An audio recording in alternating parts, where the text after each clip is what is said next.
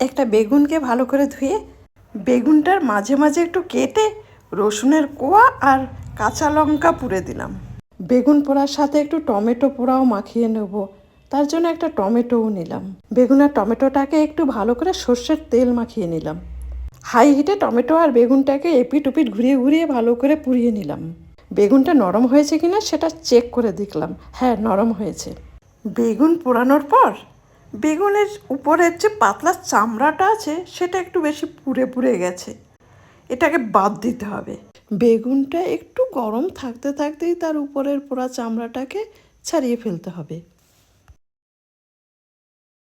যেহেতু গরম গরমই ছাড়াতে হবে, তার জন্য হাতে একটু মাঝে মাঝে ঠান্ডা জল লাগিয়ে নিলাম। উপরের পোড়া চামড়া ছাড়ানোর ডান। বেগুনের ভিতর অনেক সময় পোকা থাকে, বেগুনটাকে ভালো করে দেখে নিই, না লাকটা ভালো, বেগুনটার মধ্যে কোনো পোকা নেই। বেগুন, টমেটো আর বেগুনের ভিতর যে রসুনের কোয়া আর কাঁচা লঙ্কা দিয়েছিলাম সবগুলোকে একসঙ্গে ভালো করে চটকে নিলাম। তার সাথে দিলাম একটু নুন, কুচনো কাঁচা পেঁয়াজ আর অলিভ অয়েল। অন্যদিন ভাত দিয়ে খাই, তবে আজকে রুটি দিয়ে খাবো। কালকে হোল হুইট আটা দিয়ে রুটি ভেজেছিলাম, সেই রুটিগুলোকে একটু মাখন দিয়ে গরম করে তার উপর পোড়া বেগুন মাখা আর ধনিয়া পাতা দিয়ে রোল করে খেলাম। বাও।